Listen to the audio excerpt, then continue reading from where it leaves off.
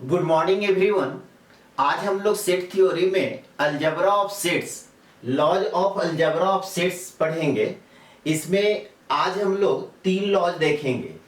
सबसे फर्स्ट में है आइडेम्पोटेंट लॉ, सेकंड में आइडेंटिटी लॉ और थर्ड में है कॉम्यूटेटिव लॉ। तो स्टार्ट करते हैं। हेडिंग डाल दीजिए laws of algebra of sets. इसी को हम लोग लॉज ऑफ सेट ऑपरेशंस कहते हैं। फर्स्ट में आपका होता है आइडेम्पोटेंट लॉ। आइडेम्पोटेंट लॉ क्या होता है कि कोई सेट आपका ए है और उसी का अगर आप यूनियन निकालते हैं, कोई सेट ए है और उसी सेट का खुद का आप यूनियन निकालेंगे तो क्या होगा, आप खुद सोच करके बताइए।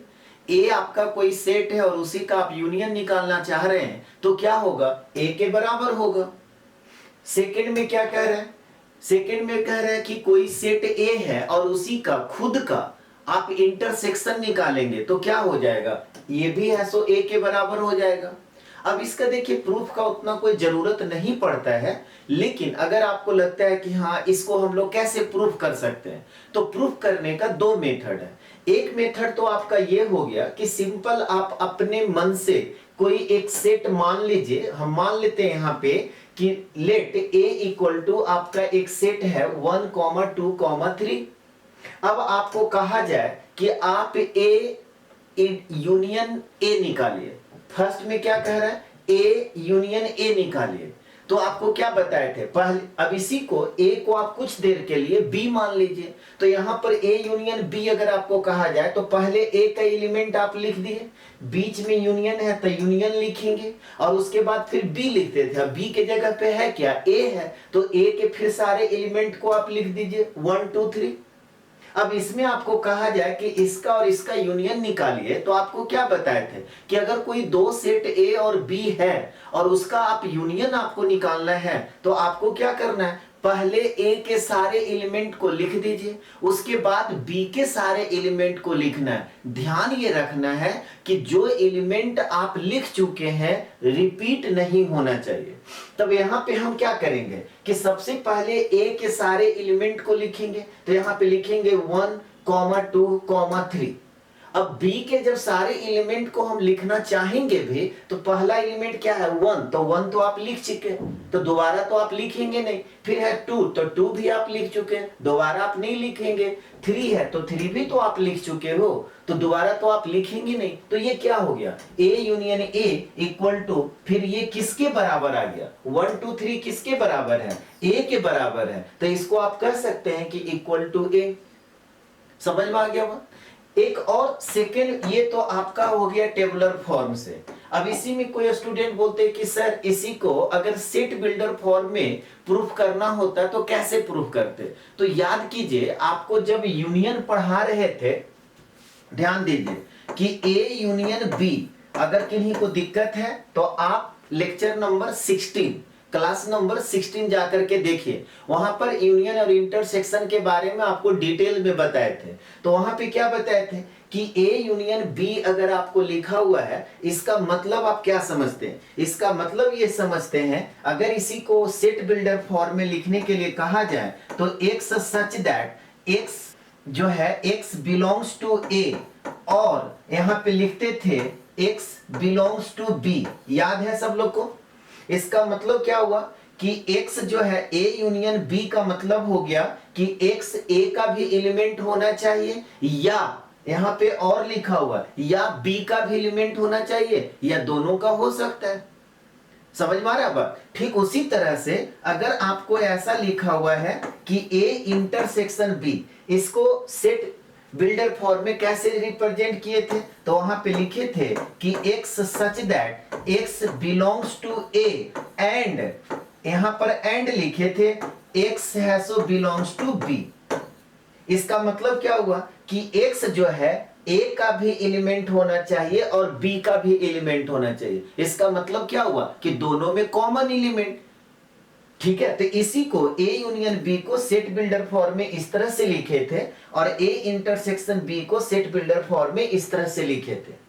समझ में आ रहा है। अब यहां पर b के जगह पे क्या कर देंगे, a कर देंगे। तो बी के जगह पे अगर आप ए कर दीजिएगा और आपको कहा जाए कि ए इंटरसेक्शन ए निकालिए, तो आप यहाँ पे क्या लिखेंगे? आप लिखेंगे कि x such that x belongs to A, and यहाँ पर फिर लिखेंगे x बिलोंग्स टू ए। और यहाँ इस ए ये क्या कह रहा है? इसका मतलब ये हुआ कि x a का एलिमेंट है और ये भी कह रहा है कि और x a का एलिमेंट है। तो फाइनली आप इसको क्या लिख सकते हैं कि x such that x belongs to a, x है सो a का एलिमेंट है। और जब x a का एलिमेंट है तो ये किसके बराबर हो गया? a के बराबर हो गया। यूनियन में भी आप उसी तरह से कर सकते हैं। अगर आपको अब यहां पर A यूनियन B है तो B के जगह पे आप A लिख दीजिए। तो आप क्या लिखेंगे कि x such that x belongs to A और x बिलोंग्स टू A। अब इसका मीनिंग क्या निकला कि x A का एलिमेंट है या x A का एलिमेंट है। तो फाइनली आप इसको ऐसा लिख सकते हैं कि x such that x belongs to A, और ये किसके बराबर होगा? ये A के बराबर होगा। ये किसके बराबर हो जाएगा? सेट A के बराबर हो जाएगा। बात समझ में आया? तो आपको अगर इस तरह से टेबुलर फॉर्म में प्रूफ करना है तो आप टेबुलर फॉर्म में प्रूफ कीजिए। अब यहाँ पे सेट A है सो 1 2 3 लिए, कोई स्टूडेंट है सो बोलेंगे सर 1 2 ले सकते हैं, आप ले सकते हैं, ये तो आपके अपना मर्जी है, जो भी सेट आप ले लीजिए। A के जगह पे आप ले लीजिए 1 2 3 4, कोई दिक्कत नहीं है। मतलब यह है कि कोई भी सेट है और उसका खुद का अगर आप यूनियन निकालते हैं तो वही सेट के बराबर हो जाएगा। अब इसका सेकेंड मेथड आपको लिखना है तो आप लिख लीजिए। कैसे लिखेंगे? तो A यूनियन A को हम लोग सेट बिल्डर फॉर्म में कैसे लिखते हैं? तो x such that x belongs to A और x बिलोंग्स टू A। अब इसका मीनिंग क्या निकला कि x है सो A का एलिमेंट है और या x A का एलिमेंट है। तो फाइनली आप यहाँ पे लिख सकते हैं कि x such that x belongs to A, और ये किसके बराबर? इसको आप किसके इक्वल लिख सकते हैं? A के इक्वल लिख सकते हैं। ठीक उसी तरह से सेकेंड में आपका कह रहा है A इंटरसेक्शन A, तो पहले आप सेट बिल्डर फॉर्म से जब निकालेंगे तो इसको अगर कुछ देर के लिए B हम कहें तो हम क्या लिखेंगे? पहले A का एलिमेंट लिखेंगे, बीच में इंटरसेक्शन है तो इंटरसेक्शन लिख दिए, और फिर इसको क्या बोले? B। अब B के जगह पे है क्या? A, तो A मेरा क्या है? 1 2 3, तो यहाँ पे 1 2 3। अब आपको कहा जाए कि ये दो सेट है, दोनों में बताइए कॉमन क्या है? तो यहाँ पर देखिए इसमें भी 1 है, इसमें भी 1 है, इसमें 2 है, इसमें भी 2 है, इसमें 3 है, इसमें भी 3 है। इसका मतलब क्या हुआ कि अगर आपको कहा जाए कि ये दोनों सेट का इंटरसेक्शन बताइए तो आप क्या बताएंगे? 1, 2, 3। तो ये किसके बराबर आ गया? तो ये फिर A के बराबर आ गया। तो आप यहाँ पे कह सकते हैं कि A हो गया। तो याद क्या रखना है? याद ये रखना है कि कोई भी सेट A है और खुद का अगर आप यूनियन निकालते हैं तो उसी सेट के बराबर होगा, यानी कि A के बराबर होगा। ठीक उसी तरह से कोई सेट है और उसका खुद का इंटरसेक्शन निकालते हैं तो वही सेट हो जाएगा। अब इसी को अगर आपको सेकेंड मेथड में निकालने के लिए कहा जाता तो A इंटरसेक्शन A को आप क्या लिखते कि x such that x belongs to A and intersection में क्या लिखते हैं? एंड यहाँ पे x बिलोंग्स टू A। इसका मीनिंग क्या निकला कि x A का एलिमेंट है और x A का एलिमेंट है। तो फाइनली आप क्या लिख सकते हैं कि x है सो A का एलिमेंट है, यानी कि x such that x belongs to A, और इसको आप क्या क्या लिखेंगे? ये A के बराबर हो गया। तो इसी को हम लोग आइडेम्पोटेंट लॉ कहते हैं। यहां तक कंप्लीट कीजिए।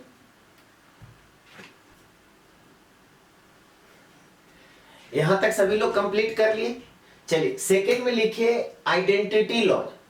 आइडेंटिटी लॉ क्या है? कह रहा है कि कोई सेट A है और एक दूसरा सेट फाई है। फाई क्या होता है? Empty set. अब आप खुद बताइए कि कोई सेट A है और एक दूसरा सेट फाई है। फाई का मतलब एम्प्टी सेट, और दोनों का कहा जाए यूनियन बताइए। तो अगर कुछ देर के लिए इसको आप A, ये तो A है और इसको आप B मान लीजिए, और आपको कहा जाए A यूनियन B निकालिए, तो क्या करते थे? A का भी एलिमेंट हो या B का भी एलिमेंट हो या दोनों का हो, यही करते थे ना। तो यहां पर तो फाई का B का मतलब B, फाई को B मान लिए, तो इसका मतलब क्या कि B में तो एक भी एलिमेंट ही नहीं है। तो अब बताइए कि A यूनियन B क्या होगा? जल्दी से, A के बराबर होगा, इसमें तो कोई दिक्कत नहीं। A यूनियन B कह रहा है, फाई को क्या मान लिए? B। अब B में तो एक भी एलिमेंट है नहीं, तो अगर आपका कहा जा रहा है कि ए यूनियन बी बताइए, तो ये किसके बराबर होगा? ये है सो आपका ए के बराबर हो जाएगा।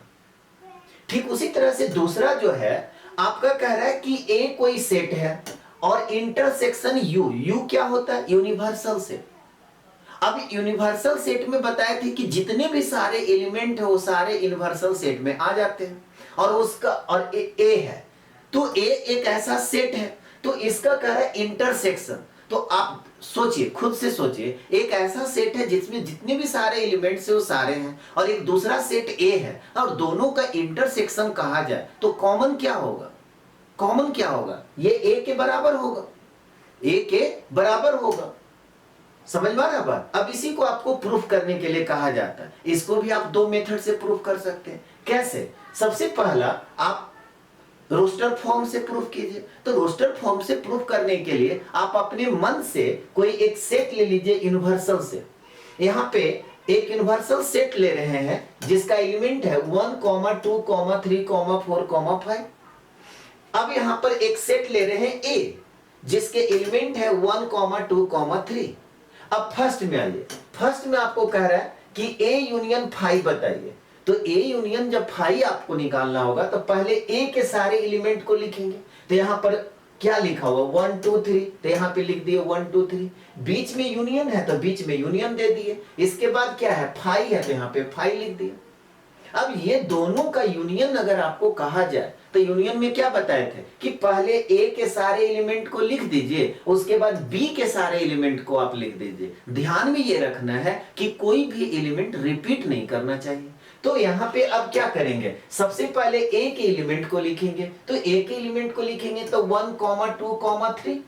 उसके बाद बी के एलिमेंट, फाइव को क्या बोल रहे हैं? बी, तो बी के एलिमेंट, तो बी में तो एक भी एलिमेंट ही नहीं है, तो आप लिख पाएंगे क्या? नहीं। तो इसका मतलब क्या हुआ? यही रह गया। और ये किसके इक्वल है? ये किसके इक्वल है? ए के इक्वल है, तो आप इक्वल टू ए कह सकते हैं। तो देखिए आया कि नहीं आया? A union phi equal to A. अब इसी को आपको कहा जाता है कि सेट बिल्डर फॉर्म में लिखिए।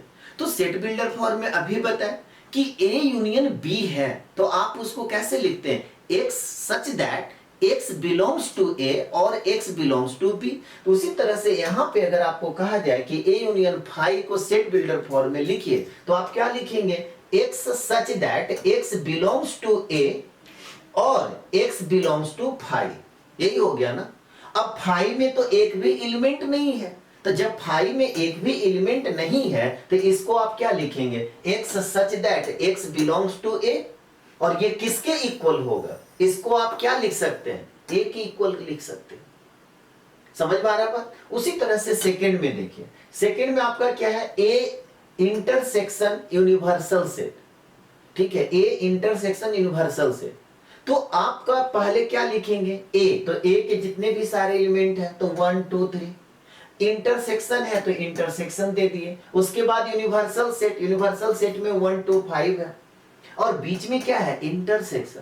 तो जब इंटरसेक्शन है तो दोनों में कॉमन, तो दोनों में कॉमन क्या क्या है? देखिए यहाँ पे 1, यहाँ भी 1, यहाँ पर 2, यहाँ भी 2, यहाँ पर 3, यहाँ पर भी 3। तो दोनों में कॉमन क्या हो गया?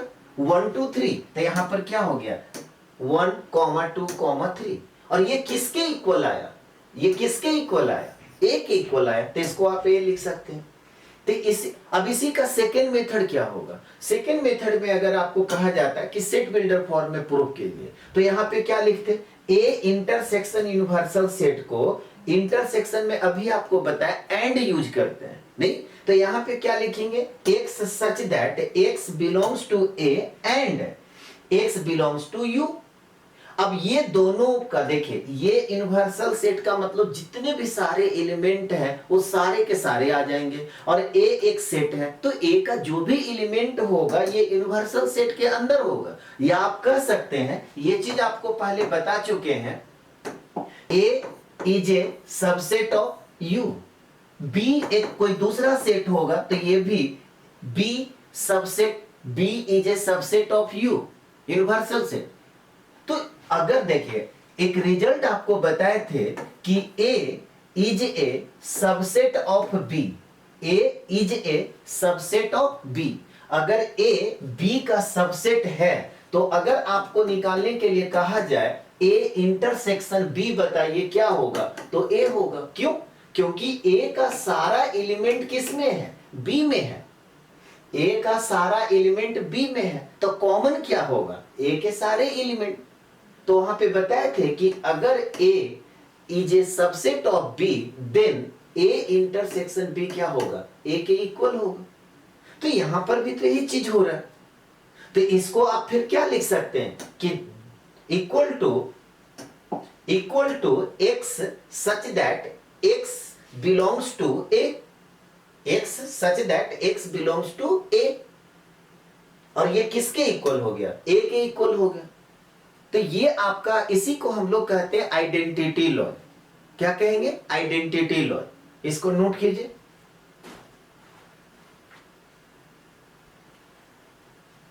यहां तक कंप्लीट कर लिए सभी लोग। थर्ड में देखिए, थर्ड में क्या कह रहा है? Commutative law. अब कम्यूटेटिव लॉ में क्या होता है? कह रहा है कि कोई भी दो सेट्स हैं, ठीक है, तो उसका आप इंटरसेक्शन निकालिए या यूनियन निकालिए, वो कम्यूटेटिव लॉ को फॉलो करते हैं। Union and intersection of two given sets are commutative law. कोई भी दो सेट्स दिया हुआ है तो उसका आप यूनियन निकालिए या इंटरसेक्शन निकालिए, वो कम्यूटेटिव लॉ को फॉलो करता है। अब ये कम्यूटेटिव लॉ क्या है? तो ए यूनियन बी या आप बी यूनियन ए निकालिए, दोनों सेम आएगा। सेकेंड में क्या कह रहे हैं? ए इंटरसेक्शन बी निकालिए या बी इंटरसेक्शन ए निकालिए, दोनों सेम आएगा। तो ये चीज तो आप बचपन से पढ़ते आ रहे हैं। आप 2+3 कीजिए या 3+2 कीजिए, बात तो एक ही आ गया ना। ठीक उसी तरह से आप 2×5 लिखिए या 5×2 लिखिए, दोनों का वैल्यू तो सेम आएगा। तो उसी तरह से यहां पे इसी को हम लोग बोलते हैं कम्यूटेटिव लॉ। यूनियन और इंटरसेक्शन।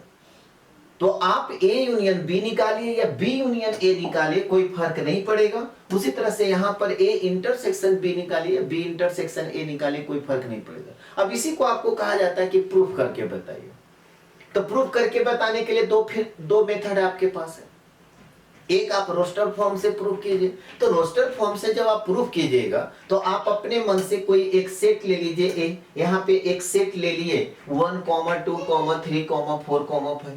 एक दूसरा सेट ले लेते हैं बी, जिसके एलिमेंट है 3, 4, 5, 6, 7।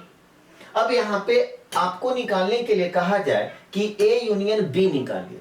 तो यूनियन और इंटरसेक्शन का हम लोग बहुत सारे क्वेश्चंस कर चुके हैं, नहीं?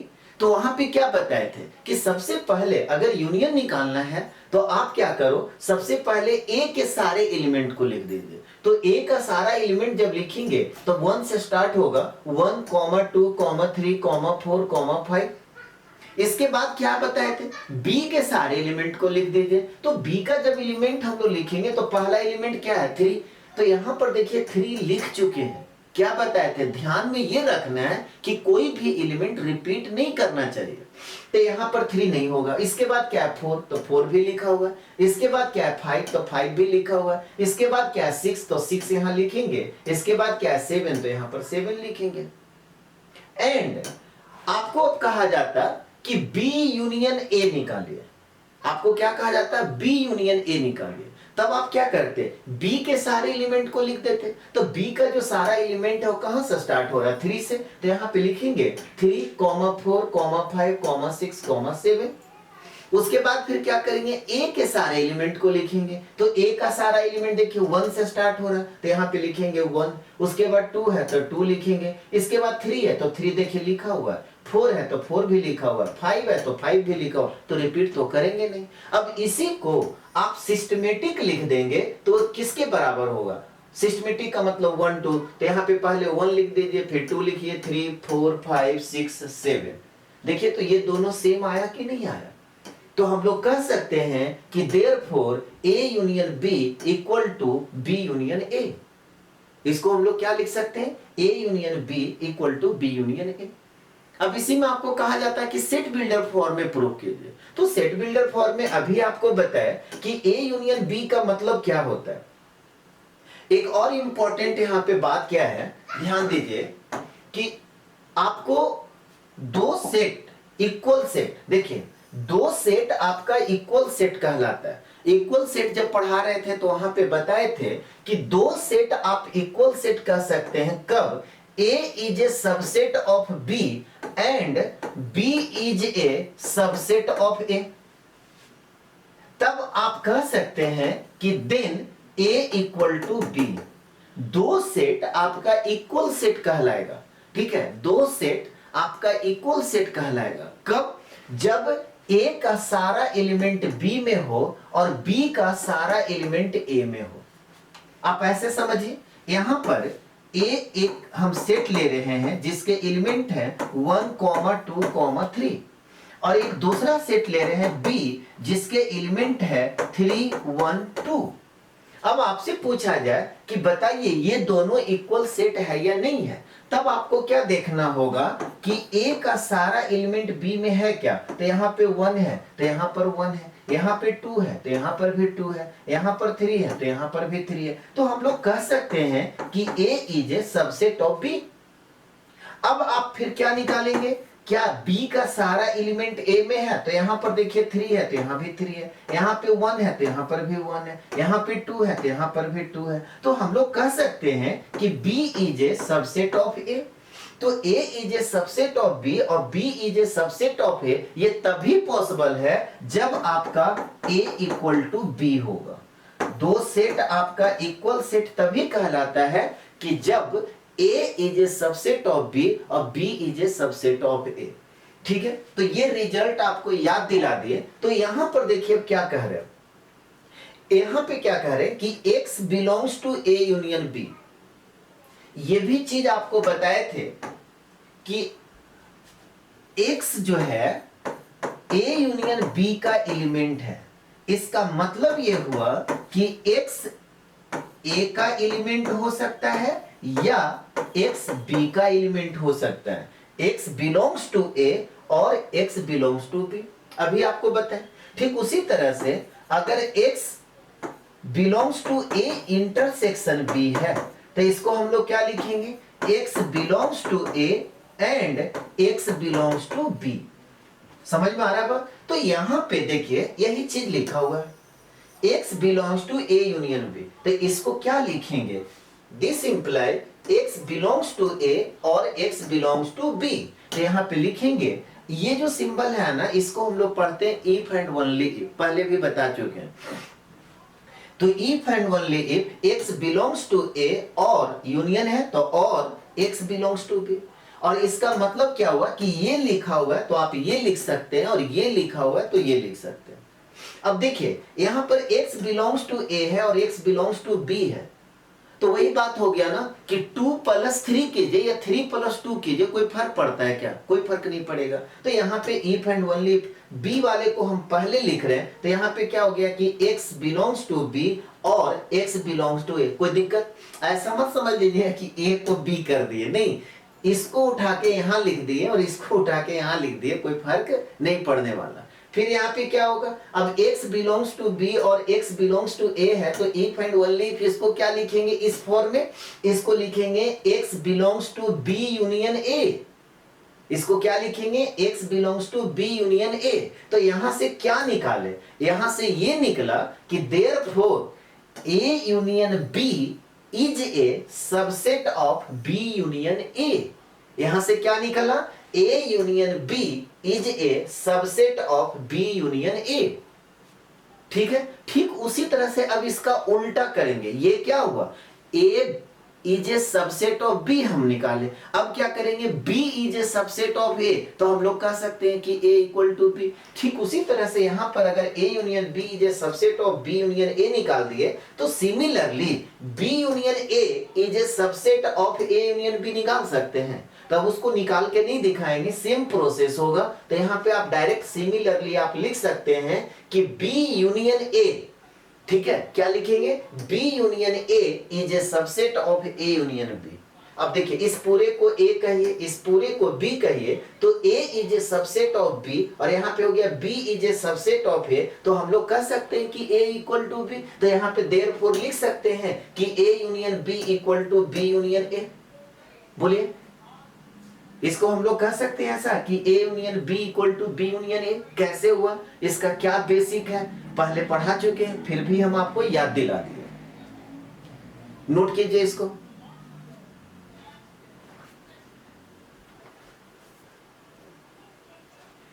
यहां तक कंप्लीट कर लिए। चलिए अब सेकेंड देखते हैं। सेकेंड में फिर हम लोग उसी तरह से प्रूफ करेंगे, ठीक है। इसको मिटा दे रहे हैं, सेकेंड में आइए। सेकेंड में क्या कह रहा है, B A इंटरसेक्शन B। अब A इंटरसेक्शन B निकालना है, तो क्या बताए थे, A और B में जो कॉमन एलिमेंट है, तो डायरेक्ट हम लोग करते हैं। A और B में देखिए तो क्या क्या कॉमन है, 3 4 5, 3 4 5 इस दोनों में है। तो यहाँ पे क्या हो गया, 3, 4, 5। एंड अब आपसे कहा जाए कि B इंटरसेक्शन A बताइए, तो B इंटरसेक्शन A में देखिए 3 है तो इसमें भी 3 है, 4 है तो 4 है, 5 है तो 5 है। तो इसमें भी हम लोग क्या लिखेंगे, 3, 4, 5। अब देखिए दोनों इक्वल है या नहीं है, तो देयरफॉर हम लोग कह सकते हैं कि A intersection B equal to B intersection A। अब सेकेंड मेथड देखिए, सेकेंड मेथड में कैसे प्रूफ करेंगे, तो यहाँ पे फिर हम लोग मान लेंगे कि x है so belongs to A intersection B, x belongs to A intersection B। अभी आपको क्या बताए थे कि अगर x A इंटरसेक्शन B का एलिमेंट है, इसका मतलब ये हुआ कि x A का भी एलिमेंट होगा एंड x B का भी एलिमेंट होगा। अब और नहीं होगा, क्योंकि जब तक दोनों में नहीं होगा तब तक कॉमन नहीं होगा। तो यहाँ पे क्या लिखेंगे, if and only if x belongs to A and x belongs to B। फिर वही बात हो गया, यहाँ पे इफ एंड ओनली इफ, इसको पहले लिख दीजिए, इसको बाद में लिख दीजिए, कोई फर्क नहीं पड़ता है। तो यहाँ पे आप लिख सकते हैं कि x belongs to B and x belongs to A। और ये जब देखिए तो अब इंटरसेक्शन के टर्म में जब लिखेंगे एंड है, तो यहाँ पे क्या लिखेंगे, if and only if x belongs to B intersection A। तो जब x देखिए x है so belongs to A intersection B, और यहाँ पे आप ये साबित कर दिए कि x belongs to B intersection A। इसका मतलब क्या हुआ कि x पहले क्या था, A इंटरसेक्शन B का एलिमेंट, और अब आप क्या प्रूफ कर रहे हैं कि x B इंटरसेक्शन A का एलिमेंट है। तो जो भी एलिमेंट A इंटरसेक्शन B में था वही एलिमेंट फिर किस में आ गया, B इंटरसेक्शन A में। तो हम लोग क्या कह सकते हैं कि therefore A intersection B is a subset of B intersection A। बोलिए, कह सकते हैं A intersection B is a subset of B intersection A। ठीक उसी तरह से आप उल्टा प्रूफ कर सकते हैं। तो उल्टा जब प्रूफ करेंगे तो सिमिलरली आप लिख प्रूफ कर सकते हैं कि B intersection A is a subset of, क्या हो जाएगा, A इंटरसेक्शन B। तो हेंस अब देखिए फिर क्या हो गया, ये इसका सबसेट है और यहां पर ये इसका सबसेट है, मतलब A B का सबसेट है और B A का सबसेट है। ये तभी पॉसिबल है जब A और B इक्वल सेट होंगे। तो उसी तरह से यहां पर ये इसका सबसेट है और ये इसका सबसेट है, तो ये तभी पॉसिबल है जब ये दोनों इक्वल होंगे। तो यहां पे हम लोग लिख सकते हैं कि hence A intersection B equal to B intersection A। ठीक है, बोलिए कोई दिक्कत। चलिए आज क्लास यहीं पे समाप्त कर रहे हैं और इसी उम्मीद के साथ विदा लेते हैं कि आज का दिन आपका अच्छा बीते और आने वाला कल आज से और अच्छा बीते। Have a nice day. Thank you.